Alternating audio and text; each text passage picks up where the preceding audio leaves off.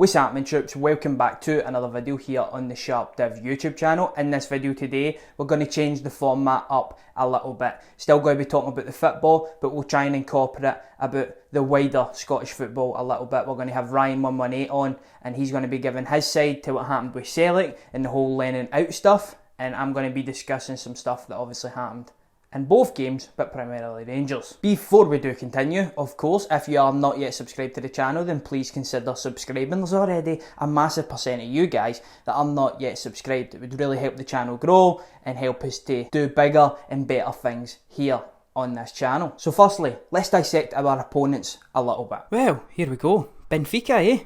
They don't really need an introduction, but here goes. Established in 1904, the most prestigious Portuguese team with 37 Premier Leagues, a record of 26 Taça de Portugal trophies, and 2 European Cups. Jesus. Players you probably know about: Otamendi, Vertonghen, Everton, Rafa Silva, Taarabt, yes, that guy from QPR who was an absolute baller, Pizzi, and even have their very own Tav and Tavares, but not quite as good. They finished second in the Premier League last year, and for me should have been in the Champions League. So I think that little VT there will show you how good this Benfica team that Rangers were up against actually are. In glimpses in that game, Rangers seen how good they were, and when they did, show us how good they were, they scored goals. Credit to us, credit to Rangers. I thought we contained them for at least 74 minutes. The first minute, it's an individual error from Hollander. They get the goal. Very odd, you would say. Any other day, I think Hollander is going to do better on that occasion. He had an off night last night. There is no disputing that whatsoever. But I'm still a massive fan of him. Hopefully now he can kick on from that, pick himself up, and continue to put in class performances like he's been doing. That was a bit of a killer when Benfica scored that goal, obviously. But what I loved about Rangers is they didn't let them faze them. They grew into the game bit by bit. And Steve Davis, who I thought was exceptional all night, along with a lot of the other players, let's be quite honest, puts a delicious ball through to Ryan Kent, and Otamendi ends up getting himself sent off. From the resulting free kick, nothing really comes of it. But then in the next couple of minutes, Rangers punished them. It's that man Tav again down the right hand side, fires it in like a bullet. It's an OG. And then the man Glenn Kamara scores a goal. And what a goal it was. Just showing again how good he is this season. Rangers had more opportunities throughout the 45 minutes, but you're feeling good. They're down to 10 men, you're 2-1 up. Before we do continue with the second half, let's now jump over, speak to Ryan a little bit, get his thoughts on what happened last night with Celtic, because it was an absolute shit show. Oh, dear me, what a day. What's going on?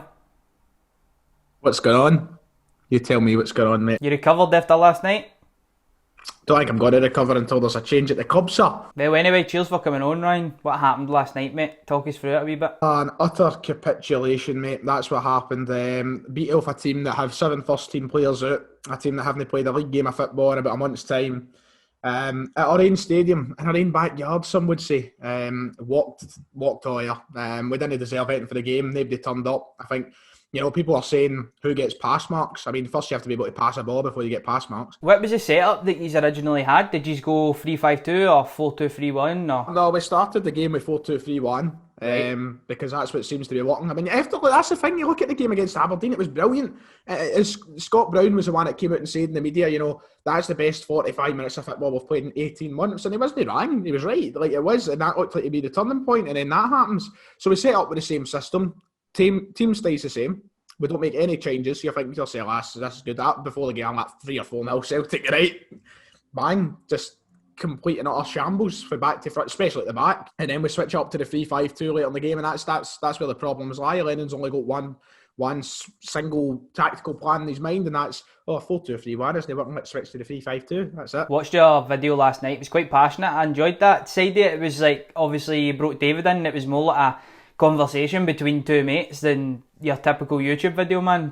I love that dynamic. I thought that was as honest as you could be. I mean, some of the top comments I've had on the video is, this is the best one you've made yet, Ryan. Absolutely, spot on, 100% right. Of course, there's still people in the comments who think that Neil Lennon is the man for the job, and they didn't agree with the video, and, they'll comment, this is rotten and all the rest of it. As David says, maybe they need a mental checkup. If they think Lennon's the man for the job. It was just that bad that, if you don't laugh, you'll cry. That's the saying, isn't it?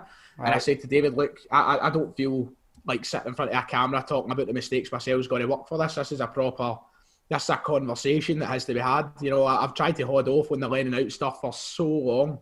Any other manager that isn't Neil Lennon, I think, would have been gone after last night. It might have been an X-rated video. You know, it was a lot of F-bombs dropped, you could say, but you can't hold back, man. It's just you can only take so much, you can only watch so much of that before you've got to, the fan in you comes out, and you've got to just say what you think's best for the club. And of course, I'm not going to make an impact in the terms of what Peter Law decides and who's bringing in, who's sacking, but speak your mind. It's the best way to move forward, I'd say. Another thing that I thought was X-rated in the video was that haircut, mate. That is saucy, eh?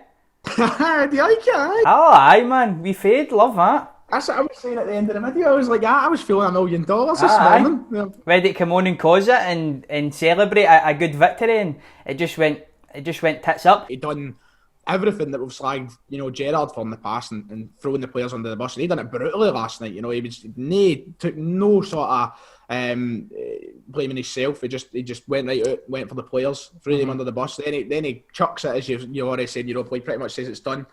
And then he talks about a culture change at the club. Look, and he'll need to do it in like the next 2 or 3 days. I think it's quite hard to do it in 2 and 3 days, isn't it? We're 10 games into the season. If this guy wanted a culture change was during the summer. That's when you do it. You don't do it 10 games into the season when you're 9 points behind your rivals and that's you out of the Europa League. A lot of people in the quote that I've seen thrown about quite a bit on Twitter is, look, the culture change starts with one thing, and that's with getting him out. Kind of looks like Celtic haven't addressed the burning issue, which is conceding goals at the back. Everybody thought that Shane Duffy was going to come in and he was going to be this, he was going to be that, but he's just shown right now that he isn't. And surely, like, the guys at the club have got to take some responsibility for that as well. Do you know what I mean? Aye, look, Shane Duffy, for me, was obviously, we all know what I said. I thought he was the best centre half in Scotland for a long time, and everybody in my channel will know the burning hatred I had for Jack Hendry. I used to go on about how Jack Hendry is the... Oh, you're no going, are you? You're no going, are you? The worst player I've ever seen in a Celtic shirt. I would be getting him on the first flight back here to Belgium and putting Shane Duffy in the first plane back to Brighton with the way that he's playing at the minute. I would kill for somebody like Jack Hendry in the team right now. Of course, that is an over-exaggeration to an extent. Maybe Duffy will come good, but right now there's nothing differentiating what he's offered the club and what somebody like Jack Hendry's offered the club, because Duffy has been beyond hopeless. He shouldn't be in the starting 11, and it just shows you how much we're missing somebody like Christopher Jullien. We need him back. We need Christopher Ayer back. And for a man who was meant to come in and create a good headache for our back four and our centre half partnership, he's just made things very,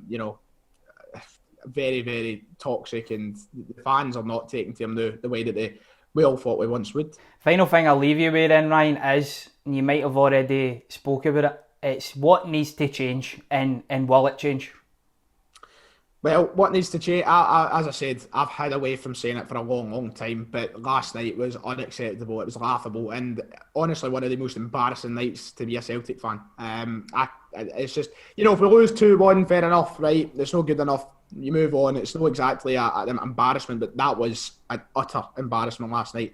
The manager needs to change. If there's any other guys that you would like me to get on these kind of videos, then let me know. Obviously, we had CJ on quite a lot, but I'm not want to pepper him constantly asking him to come on to the channel and stuff like that. I think it'll be quite good on these videos to get other people's opinions on exactly what's going on. 2-1, they make a couple of substitutes, but it's Rangers that break the deadlock again in the second half, and it's that man Tav again down the right hand side. Immense movement from him to get in, great pass from Connor Goldson, cuts it back beautifully to Alfredo Morelos, who I thought was unplayable last night. So the wee man gets a goal, and then for me it was very comfortable. You're sitting watching it thinking, right, we'll just see this game out. We had opportunities in abundance. The biggest one for me was the Ryan Kent chance to make it 4-1.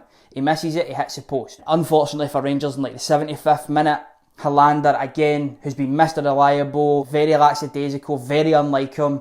They're in, cuts it back, and it's 3-2. And you've given them a lifeline at that point because they looked lifeless up until that. Then Rangers kind of controlled the game again. However, for me, there was a lack of game management.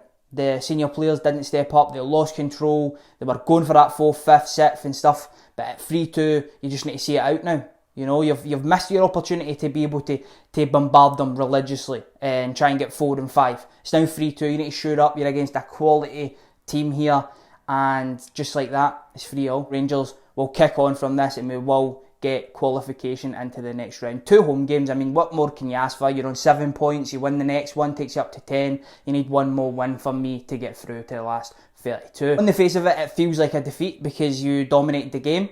You were 3-1 up at one point, away to the hardest team, potentially a winner of the tournament, a team that could go all the way. They've got internationals spread out all over their team. They're a quality outfit, and you end up messing it up. But listen, for me, the biggest game of the week is still Hamilton on Sunday. Rangers need to go there, they need to win, need to pick up their 3 points, continue to grow their lead on Celtic, and that's that. But that is going to do for this video today. If you have enjoyed it, please consider subscribing to the channel. I've been SharpDiv, you've been yourself, and I'm out.